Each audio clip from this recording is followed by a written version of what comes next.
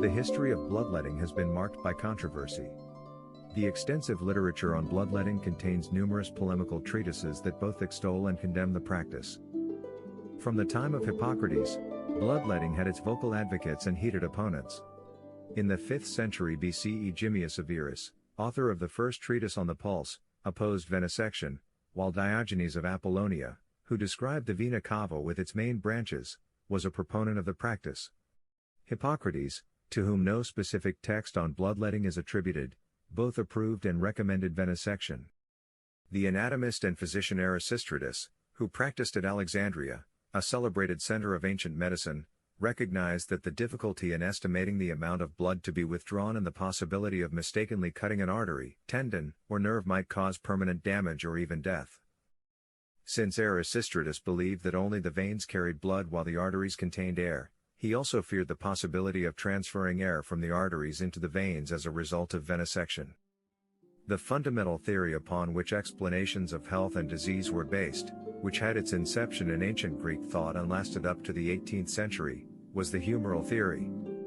Based on the scientific thought of the pre-Socratics and Pythagoreans, this theory posited that when the humors, consisting of blood, phlegm, yellow bile, and black bile, were in balance within the body, good health ensued.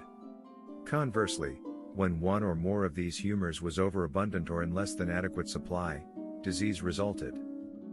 The humors were paired off with specific qualities representing each season of the year and the 4 elements according to the well-accepted doctrine in which all things were composed of earth, air, fire, and water. Yellow bile, fire, and summer were contrasted to phlegm, water, and winter, while blood, air, and spring were contrasted to black bile, earth, and autumn. Plethora, an overabundance of body humors, including blood, which characterized fevers and inflammations, was properly treated by encouraging evacuation. This could be done through drugs that purged or brought on vomiting, by starvation, or by letting blood. Generally, venesection was regarded as an equivalent to a reduction of food, since according to ancient physiological theory, food was converted to blood. During starvation, the veins became empty of food and then readily absorbed blood that escaped into the arteries. As this occurred, inflammation decreased. Galen suggested that instead of starvation, which required some time and evacuated the system with much discomfort to the patient, venesection should be substituted to remove the blood directly. Galen defined the criteria for bloodletting in terms of extent, intensity, and severity of the disease, whether the disease was incipient, present, or prospective, and on the maturity and strength of the patient. Only a skilled physician would thus know when it was proper to bleed a patient. Venesection could be extremely dangerous if not correctly administered, but in the hands of a good physician, venesection was regarded by Galen as a more accurate treatment than drugs. Controversy over the location of the veins to be opened erupted in the 16th century. Many publications appeared arguing the positive and negative aspects of bleeding from a vein on the same side or the opposite side of the disordered part of the body. This debate mirrored a broader struggle over whether to practice medicine on principles growing out of medieval medical views or out of classical Greek doctrines that had recently been revived and brought into prominence. The medieval practice was based on the Muslim medical writers who emphasized bleeding from a site located as far from the ailment as possible. This position was attacked in 1514 by Pierre Brissot, a Paris physician, who stressed the importance of bleeding near the locus of the disease. He was declared a medical heretic by the Paris Faculty of Medicine, and derivative bleeding was forbidden by an act of the French Parliament. In 1518, Brissot was exiled to Spain and Portugal. Only with the gradual awareness of the implications of the circulation of the blood, discovered in 1628, did discussion of the distinction between derivative and revulsive bloodletting become passé. Long after the circulation of the blood was established, surgical treatises such as those of Lawrence Heister recommended removing blood from specific parts of the body, such as particular veins in the arm, hand, foot, forehead, temples, inner corners of the eye, neck, and under the tongue. According to Galen, safety dictated that the first bloodletting be kept to a minimum, if possible. Second, third, or further bleedings could be taken if the condition and the patient's progress seemed to indicate they would be of value. The amount of blood to be taken at one time varied widely. Galen appears to have been the first to note the amount of blood that could be withdrawn. The greatest quantity he mentions is 1.5 pounds and the smallest is 7 ounces. Avicenna believed that ordinarily there were 25 pounds of blood in a man and that a man could bleed at the nose 20 pounds and not die. The standard advice to bloodletters, especially in the 18th and 19th centuries, was bleed to syncope.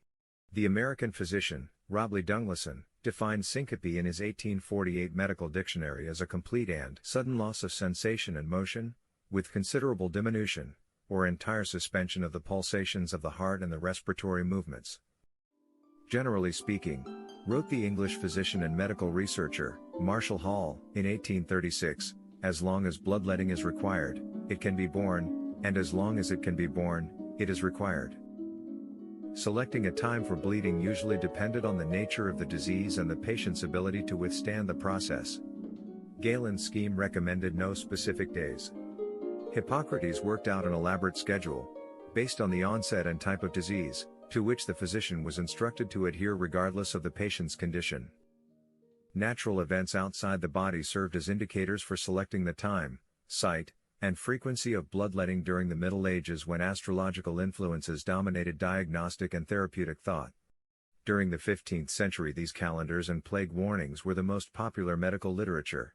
They consisted of a single sheet with some astronomical figures and a diagram of a man depicting the influence of the stars and the signs of the zodiac on each part of the body, as well as the parts of the anatomy suitable for bleeding. These charts illustrated the veins and arteries that should be incised to let blood for specific ailments and usually included brief instructions in the margin. Determining the best time to bleed reached a high degree of perfection in the late 14th and 15th centuries with the use of calculating devices adopted from astronomy and navigation. These were carried on a belt worn around the waist for easy consultation. Used in conjunction with a table and a vein man drawing, the device contained movable circular calculators for determining the accuracy, time, amount, and site to bleed for an illness. The dangers of bloodletting elicited both civic and national concern and control. Statutes were enacted that required every physician to consult these tables before opening a vein to minimize the chance of bleeding improperly and unnecessarily. The dangers posed by untutored and unskilled bleeders were noted periodically. In antiquity Galen complained about non-professional bleeders, and in the Middle Ages, Lefranc, an outstanding surgeon, lamented the tendency of surgeons of his time to abandon bloodletting to barbers and women. The discovery of the blood circulation did not result in immediate changes in the methods or forms of bloodletting.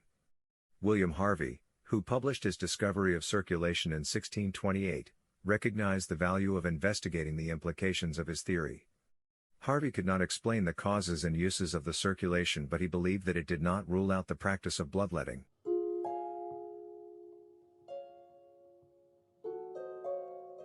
The first serious modern challenges to bloodletting were made in the 16th and 17th centuries under the leadership of the German alchemist Paracelsus. The medical chemists or iatrochemists espoused explanations for and treatments of diseases based on chemical theories and practices. They believed that the state of the blood could best be regulated by administering the proper chemicals and drugs rather than by simply removing a portion of the blood. Iatrochemistry provided a substitution in the form of medicines to quell the flow of blood for therapeutic purposes. The revival of Hippocratic medicine in the late 17th and 18th centuries also led to questioning the efficacy of bloodletting. The Hippocratic treatises, while they occasionally mention bloodletting, generally stressed nature's power of cure. This school of medicine advocated a return to clinical observation and a reduction of activist intervention. Treatments such as bloodletting might merely serve to weaken the patient's strength and hinder the healing processes of nature. Venesection, one of the most frequently mentioned procedures in ancient medicine, and related procedures such as lancing abscesses, puncturing cavities containing fluids, and dissecting tissues, were all accomplished in the classical period and later with an instrument called the phlebotome. The phlebotome, a type of lancet, was not described in any of the ancient literature, but its uses make it apparent that it was a sharp-pointed, double-edged, and straight-bladed cutting implement or scalpel similar to the type later used for splitting larger veins. From the earliest examples of the phleem, such as a specimen found at Pompeii, this instrument has been associated with the veterinarian. Since early practitioners, particularly the Roman physician, performed the duties of the surgeon as well as those of the veterinarian. It is possible that they used the same instrument to open blood vessels in humans and animals. In the 17th and 18th centuries, a type of phlegm, which had a pointed edge at right angles to the handle, was in use in Germany. In about the 15th century, the thumb lancet was introduced. It soon became the preferred instrument for opening a vein in any part of the body.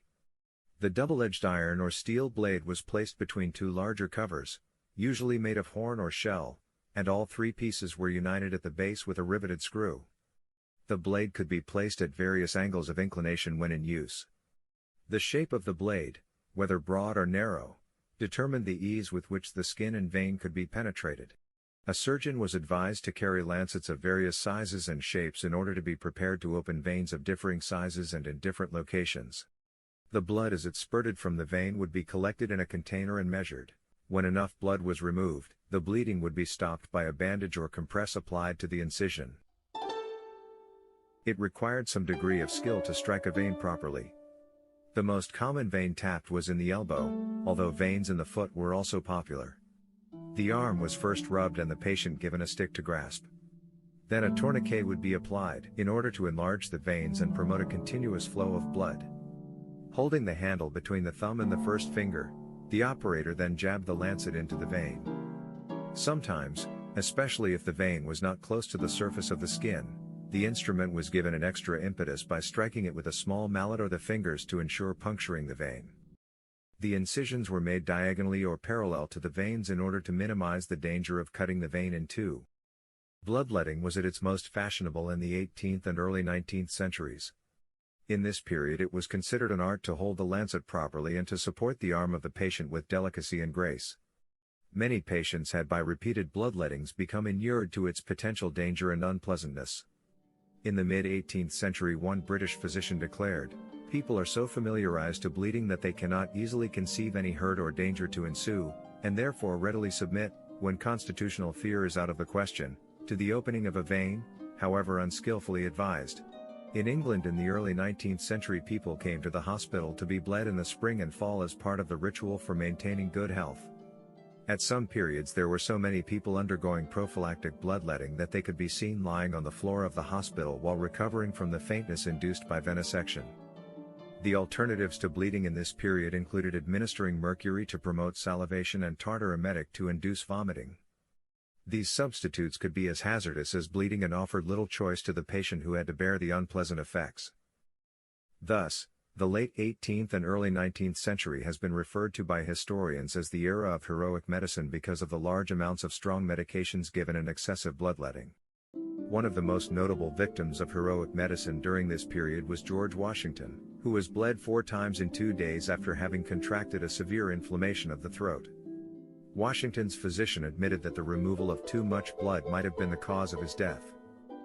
Additional bleeding was prevented only by Washington's request to be allowed to die without further medical intervention, since he believed that his illness was incurable. The great vogue in phlebotomy inspired the invention of ingenious instruments. From Vienna came the automatic or spring lancet, which permitted the operator to inject the blade into a vein without exerting manual pressure. In the spring lancet, the blade was fixed into a small metal case with a screw and arranged to respond to a spring that could be released by a button or lever on the outside of the case. There was little change in the mechanism of the spring lancet during the 19th century, despite the efforts of inventors to improve it. Approximately 5 American patents on variations of the spring lancet were granted in the 19th century. Throughout the 17th, 18th, and 19th centuries, most physicians of note, regardless of their explanations of disease, recommended bloodletting and adjusted their theories to provide an explanation for its value. After 1830, the practice gradually declined until, by the end of the century, it had all but disappeared. There was no crisis of medical opinion, and no one event to account for this decline. A number of investigators did clinical studies comparing the recovery rates of those who were bled and those who were not. The French physician Pierre Louis' investigation into the effect of bloodletting in the treatment of pneumonia has often been cited as a cause for the downfall of venesection, but the results of Louis' research showed only that bloodletting was not as useful as was previously thought. A number of investigators on both sides of the Atlantic did clinical studies comparing the recovery rates of those who were bled and those who were not. Other physicians attempted to measure, by new instruments and techniques, the physiological effects of loss of blood. Once pathological anatomy had associated disease entities with specific lesions, physicians sought to discover exactly how remedies such as bloodletting would affect these lesions. In the case of pneumonia, for example, those who defined the disease as an exudation into the vessels and tissues of the lungs could not see how bloodletting could remove the coagulation. As a result of all this criticism, the indications for bleeding were gradually narrowed, until at the present time bloodletting is used in only a few very specific important instances. In England and America, in the last quarter of the 19th century, a last serious attempt was made to revive bloodletting before it died out altogether.